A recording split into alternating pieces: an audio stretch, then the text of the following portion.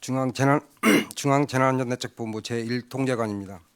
3월 14일 토요일 정례 브리핑을 시작하겠습니다. 금일 0시 기준 코로나19로 격리 치료 중인 환자는 7,300여 명이며 714명의 환자가 완치되어 격리 해제되었고 72분이 사망하셨습니다. 어제 확진된 신규 환자는 107명이며 지금까지 발생한 총 확진 환자는 8,086명입니다. 이는 26만 1,335건의 진단검사를 시행한 결과입니다. 오늘 정세균 총리 주재로 열린 중대본 회의에서는 금융 관련 콜센터 방역 강화 계획, 시도별 코로나19 대응 상황 및 조치 계획 등이 논의되었습니다. 정세균 총리는 국민 모두가 코로나19의 대응에 동참하면서 모인 약 1,600억 원의 국민 성금이 필요한 곳에 신속하게 전달될 수 있도록 당부하고 불편을 감수하고 성숙한 시민의식을 발휘해 주신 국민들께 감사를 표명하셨습니다. 이와 함께 대구 경북의 상황이 다소 잦아들었지만 집단 감염이 중요한 위험 요소로 부각되고 있으며 해외로부터의 감염병 유입도 막아야 하는 상황이어서 효과적인 방역 대책 방안을 마련해 실천해야 한다고 강조하셨습니다. 감염병 특별관리 지역인 대구 경북 지역 방역 조치 상황에 대해서 설명드리겠습니다. 감염병 특별관리지역인 대구 경북의 경우 신규 환자는 대구 62명, 경북 6명입니다. 대구의 경우 평균 500여 명 내외의 확진 환자가 발생하던 일주일 전에 비해서 신규 환자 수가 최근 3일간 두 자릿수로 감소했습니다. 경북의 경우에도 최근 3일간 신규 환자 수가 한 자릿수로 유지하고 있습니다. 이는 신천지 신도에 대한 진단검사가 거의 마무리되고 적극적인 방역 조치를 통해 대구 경북의 상황이 다소 안정적으로 진행되고 있음을 보여주고 있습니다. 정부는 경증 환자들의 건강을 의료적으로 모니터링하면서 생활할 수 있는 생활치료센터를 확충해 왔습니다. 3월 2일 중앙교육연수원을 시작으로 현재 16개의 생활치료센터를 운영하고 있으며 3월 13일 기준 2,707명의 대구 경북 지역 경증 환자가 입소하여 생활하고 계십니다. 병원에 입원이 필요하지 않은 경증 환자분들이 생활치료센터에 입소하여 생활하게 되면서 일주일 전 약 2,000명대였던 대구 지역 자택 대기 환자 수가 지금은 약 400명대로 감소하였습니다. 병원에 입원해 있던 경증 환자 90여 명이 생활치료센터로 입소하면서 입원이 필요한 중등도 이상의 환자들을 병원에서 치료할 수 있도록 하는 계기가 되었습니다. 이는 대구 시민들의 협조와 배려, 의료 관계자들의 노력, 자원봉사자분들의 헌신의 결과이며 방역 당국으로서 깊은 감사의 말씀을 드립니다. 서울 구로 지역 콜센터 방역 조치 상황과 은행과 보험사 등 금융권 콜센터 방역 강화 계획에 대해서 설명드리겠습니다. 3월 13일 20시 기준으로 115명의 환자가 구로 지역 콜센터와 관련하여 확진되었으며 콜센터 직원이 82명, 직원의 가족 및 지인 등은 33명으로 파악되고 있습니다. 방역 당국은 수도권의 추가적인 지역 전파를 막기 위해 서울, 인천, 경기 등 광역지자체와 정보 공유와 협력 체계를 유지하고 있습니다. 아울러 서울, 인천, 경기 지역에 어제까지 국공립병원을 중심으로 약 1,200여 개의 감염병 병상을 확보하였으며 각 지자체는 생활치료센터도 개소를 준비 중으로 다음 주 초부터 센터를 운영할 수 있을 것으로 예상하고 있습니다. 정부는 코로나19 예방을 위한 사업장 집중관리 지침을 마련하여 시행 중에 있습니다. 오늘 회의에서는 콜센터의 규모가 큰 금융권 콜센터에 대한 점검이 이루어졌습니다. 금융권 콜센터는 전국에 701개로 약 6만 3천여 명이 근무하고 있는 것으로 확인되었습니다. 밀집도가 높고 비말 전파 가능성이 큰 콜센터 사업장에서의 방역 대책을 한층 강화하기 위해서 어제 금융당국과 전 금융권이 함께 논의하여 금융권 콜센터의 코로나19 감염 예방 대책을 발표하였습니다. 금융당국은 상담원 3교대 근무, 재택근무 등을 적극 활용하여 사업장 내 밀집도를 기존 대비 절반 이하로 낮출 것을 권고하는 것과 함께 교대 근무 등으로 직원들의 직원들이 불이익을 받지 않도록 고용 유지 및 소득 안정을 위해 최대한 노력해 줄 것을 요청하였습니다. 금융당국의 지침에 따라 각 지자체는 지침이 이행될 수 있도록 현장 점검을 진행할 계획입니다. 금융당국은 방역대책 이행 과정에서 상담 대기 시간 증가 등으로 인해 국민 불편이 발생할 수 있으므로 시급하지 않은 상담이나 민원 전화는 최대한 자제해 주실 것을 당부하였습니다. 세종정부청사 방역조치 상황에 대해서 설명드리겠습니다. 3월 14일 07시 기준으로 세종시는 39명의 확진자가 발생하였으며 이 중 29명은 세종정부청사 등에서 근무하는 공무원입니다. 특히 해양수산부에서는 25명의 확진 환자가 발생하였습니다. 세종시와 해양수산부 청사관리본부는 확진 환자 발생 즉시 전 직원이 자택에서 근무토록 조치했으며 직원 전원에 대한 검사를 진행하여 마무리 단계에 있습니다. 정부청사관리본부는 코로나19의 청산의 유입과 확산을 막기 위해 열 화상 카메라를 확대 설치하여 운영하고 있으며 부처 간 이동을 최소화하여 부처 간 확산을 방지하기 위해 동별 연결 통로와 옥상 정원 출입을 통제하고 있습니다. 또한 건물 전체에 대한 방역을 주 3회 실시하고 3월 13일 신속한 진단을 검사를 위해서 승차 검진 형태의 선별 진료소를 설치하여 운영하고 있습니다. 인사혁신처는 코로나19 확산 차단을 위한 공무원 유연근무 이행 지침을 대폭 강화하여 시행하였습니다. 이는 각 부처별로 적정 비율을 정해서 의무적으로 교대 원격 근무를 시행하도록 하는 내용입니다. 아울러 시차 출퇴근제 활용, 점심시간 시차 운용 등 대인 접촉을 최소화하도록 하는 복무 지침을 마련하였습니다. 정부는 세종시와 협의하여 코로나19에 대한 정부청사 방역 조치를 한층 강화해 나가면서 중앙행정 기능과 대국민 서비스에 차질이 없도록 조치해 나가겠습니다. 생활 지원 및 긴급 돌봄 추진 상황을 대구 경북 지역을 중심으로 설명드리겠습니다. 정부는 코로나19로 인해 어려움을 겪거나 긴급하게 돌봄이 필요한 경우 도움을 드리고자 생활 지원과 긴급 돌봄을 제공하고 있습니다.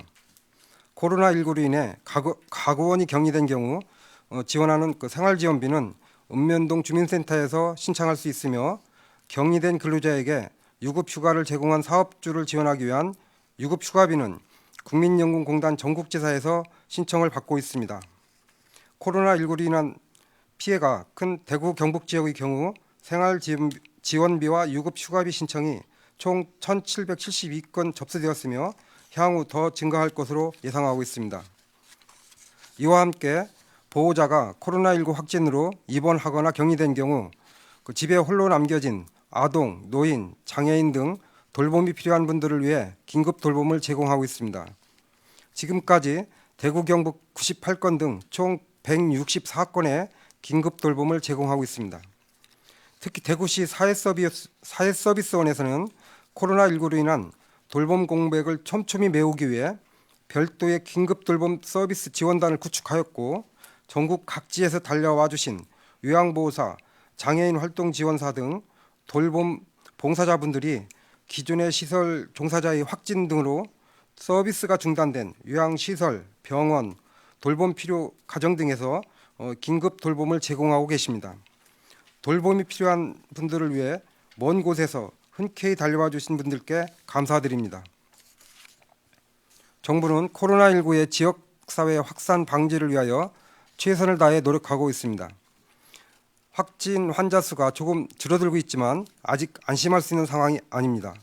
오히려 전국 콜센터와 의료기관, 요양원 등에서 산발적으로 발생하고 있는 집단 감염이 전국적 유행으로 확산되지 않도록 하면서 해외로부터의 유입도 막아야 하는 엄중한 시기입니다.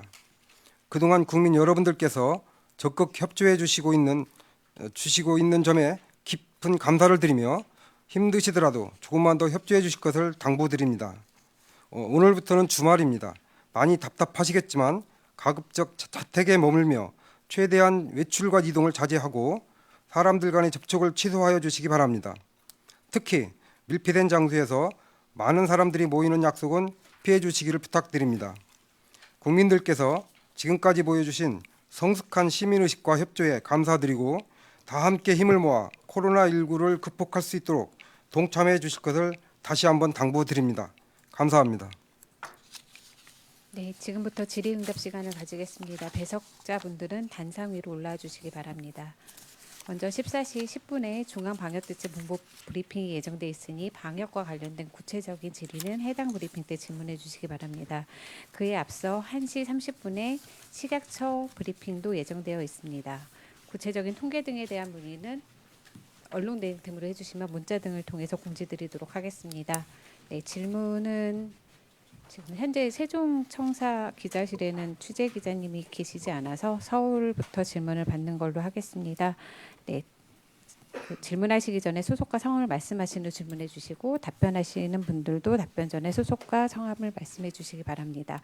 네, 서울에서 질문 받도록 하겠습니다. 네, 아시아경제, 뉴시스, CBS 순으로 질문 부탁드립니다. 예, 아시아경제 최대열 기자고요. 그 자택 대기 중 400명 정도로 돼 있는데 이게 사실 시설 자체가 인원은 되는 것 같은데 이게 좀 줄어들지 않는 이유를 좀 알려주시면 감사할 것 같고요.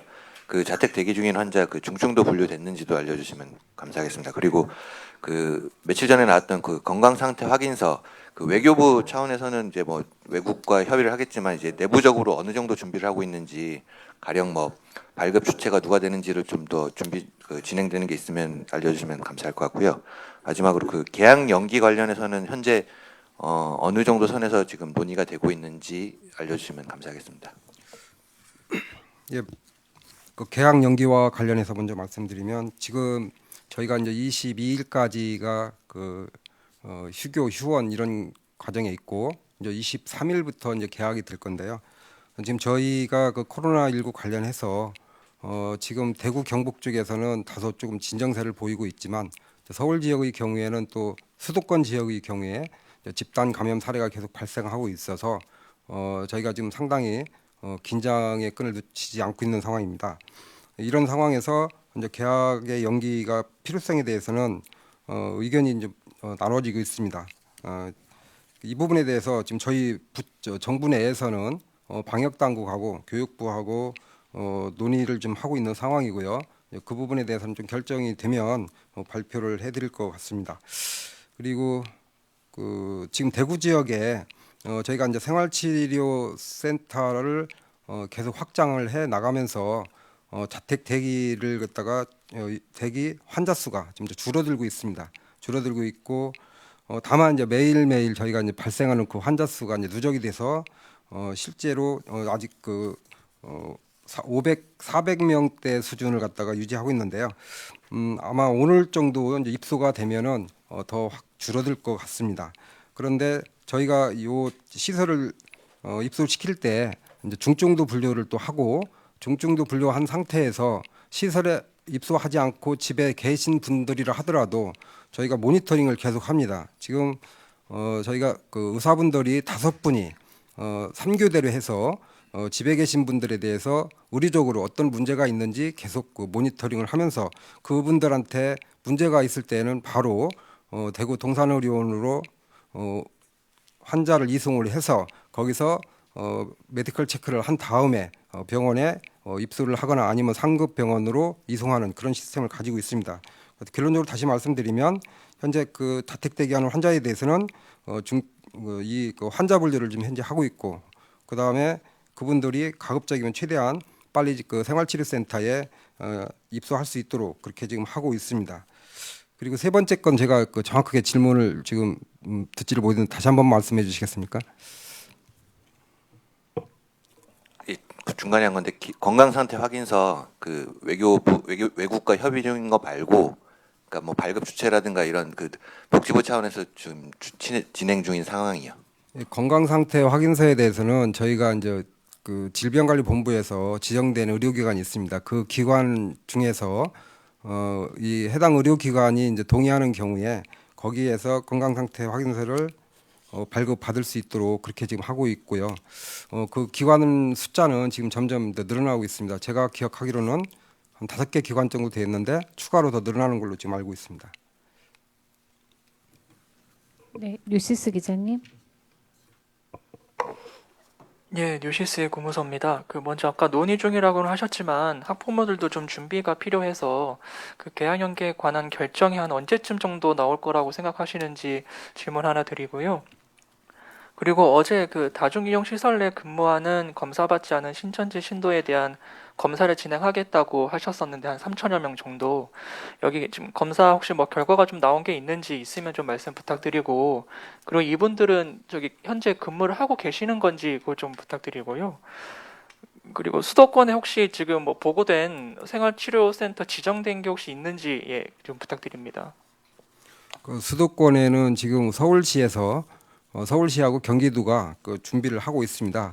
준비를 하고 있고 저희한테 이제 지정된 그 국가 지정이 아닌 그 시도에서 지정된 센터 명단은 저희가 아직 통보를 못 받았고요.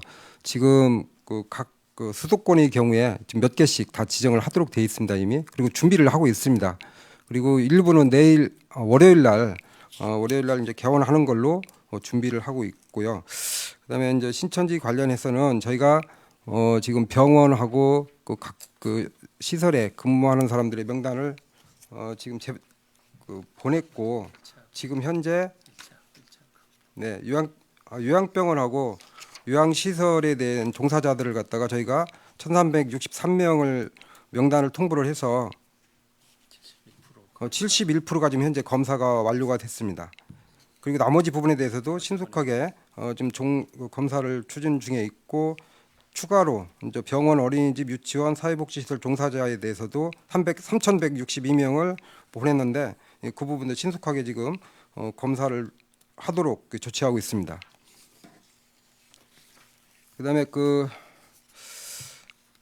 이제 개학 문제는 아까도 말씀드린 것처럼 교육부와 방역 대책본부, 그러니까 질병관리본부하고 지금 현재 긴밀하게 논의를 하고 있습니다.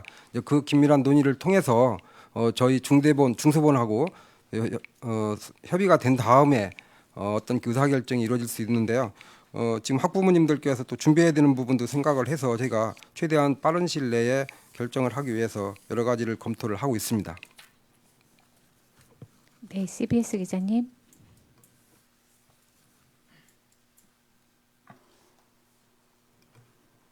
네, CBS 황영찬입니다. 잠시만요.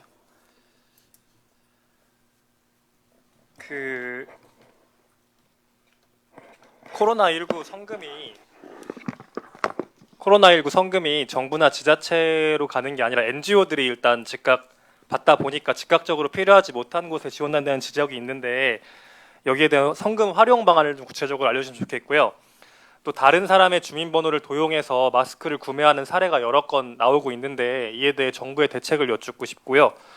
마지막으로 이탈리아와 이란에 대해서 특별 입국 절차가 확대 시행되고 있는데 오늘까지 입국자 수와 유증상자 비율을 여쭙고 싶고 확진자도 있었는지 수치도 부탁드리고요. 그리고 현재 특별 입국 절차에 투입된 인력 숫자도 부탁드리고 15일부터 유럽 5개국에 확대 적용되는데 검역 인원을 확대할 계획이 있으신지 여쭙습니다. 그 성금에 대해서는 지금 지방자치단체와 또 행정안전부에서 그걸 관리를 하고 있습니다. 그래서 범대본이라고 지금 행정안전부에서 그걸 관리를 해서 활용 방안을 지금 검토를 하고 있는 걸로 알고 있고요. 지금 그 금액 중에 일부는 활용 계획을 수립을 한 걸로 알고 있는데 나머지 부분에 대해서도 이제 활용 계획을 지금 수립을 하고 있는 중이라고 지금 저희가 알고 있어서 그 구체적인 내용은 저희가 좀 파악을 해서 설명을 드려야 될 것 같습니다. 그리고 마스크 부분은 아마 이게 별도 브리핑을 하기 때문에 이제 그때 한번 여쭤보셨으면 좋겠습니다. 그리고 이태리 이란 관련해서 특별 입국 절차는 저희가 지금 진행을 하고 있는 상황이고 혹시 이 통계에 대해서는 저희가 다시 정리해가지고 말씀 주신 것처럼 정리해서 드리겠습니다. 네, 연합뉴스 기자님. 네, 신재우 기자입니다. 대구 경북 지역을 특별 재난 지역으로 선포하시는 것을 준비하고 계시는데요. 자연재해와는 다른 성격인데 지역 주민의 생활 안정을 위해서 가장 필요한 조치가 무엇이라고 보고 계시며 또 어떤 조치에 주안점을 두고 준비 중이신지 궁금합니다. 재난 특별 재난 지역으로 선포하는 부분은 저희가 감염병의 경우에는 이제 처음입니다. 처음이다 보니까 이번에 저희가 이제 그 기준을 정하고 그 기준에 맞춰서 저희 감염병 예방법에 의해서 지원할 수 있는 사항들은 저희가 지원을 하겠고, 그 외에 이제 그 재난 관련된 법에서 추가적으로 지원할 수 있는 부분들을 고민을 이제 하고 있는 중입니다. 지금 대구 경북 지역에 그 지금 절차를 현재 진행 중에 있습니다. 진행 중에 있고, 그런 내용들은 조만간 이제 저희가 발표를 해드릴 건데요. 기본적으로 감염병 예방법에 의해서 각종 그 의료기관에 대한 보상, 그다음에 생계 쪽의 지원,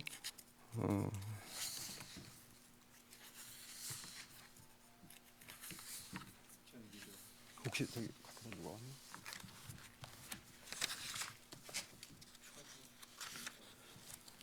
그건 제가 다 기억을 못 하고 있어서요. 좀 정리해서 이제 그 추가적인 지원이 뭐가 있는지 그걸 말씀을 드리고, 이제 지금 저희 쪽에서 저희 감염병 예방법에서 지원하는 것은 이제 한계가 있기 때문에 다른 각 부처에서 지원할 수 있는 내용들을 갖다가 부처 간에 협의를 하고 그것을 중대본에서 심의를 거쳐 가지고 그 내용이 확정됩니다. 그래서 지금 여기에서 어떤 내용으로 확정적으로 말씀드릴 수는 좀 어렵다는 것을 양해를 부탁드립니다. 네, 아시아경제 기자님.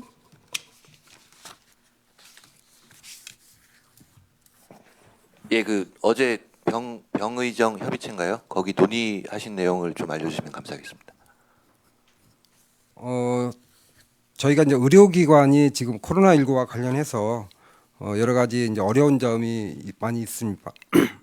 많이 있습니다. 예를 들면 최근에 이제 이 코로나 환자가 많이 발생함에 따라서 의료기관 이용률이 좀 저조해지고 있습니다. 환자들이 많이 이제 줄어든 문제가 있고, 또 실제로 이제 그 이 코로나19 환자를 그 진료하기 위해서 일부 의료진을 갖다가 그쪽으로 이제 투입을 하다 보니 여러 가지 이제 진료상에도 차질도 빚고 이제 그런 문제가 있습니다. 그리고 추가적으로 의료기관에 대해서 이제 투입을 뭐 새로운 장비를 투입한다든지 인력을 갖다 추가적으로 고용한다든지 이런 문제가 있는데요. 이 의료행정에서는 그 의료기관의 어려운 점을 갖다가 충분히 서로 이제 그 소통을 했고, 이제 그러한 결과들은 저희가 좀 정리를 해서 별도로 한번 말씀드릴 기회가 있을 겁니다. 조만간 저희가 그런 내용들을 갖다가 정리해서 브리핑을 할 예정입니다. 네, 혹시 추가 질문 더 있으신가요? 네, 기자님. CBS 황영찬입니다. 그 어제까지 요양원 다시 재차 전수 검사하신 걸로 알고 있는데, 특별히 뭐 전수조사 결과랑 특별히 좀 적발됐던 사항들이 있었는지 설명 좀 부탁드리겠습니다.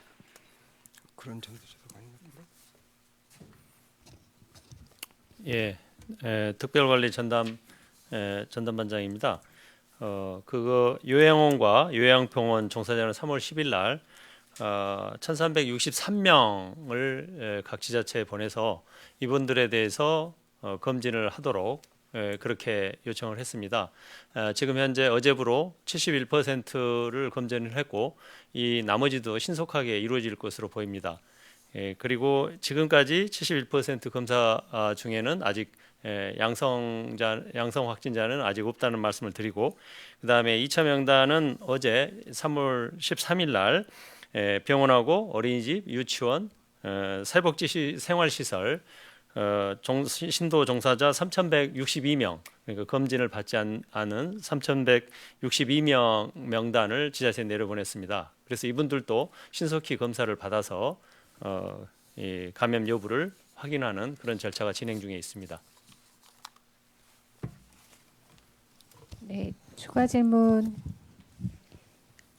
네, 없으신 걸로 알고 마무리하도록 하겠습니다. 마무리 말씀 간단히 부탁드립니다.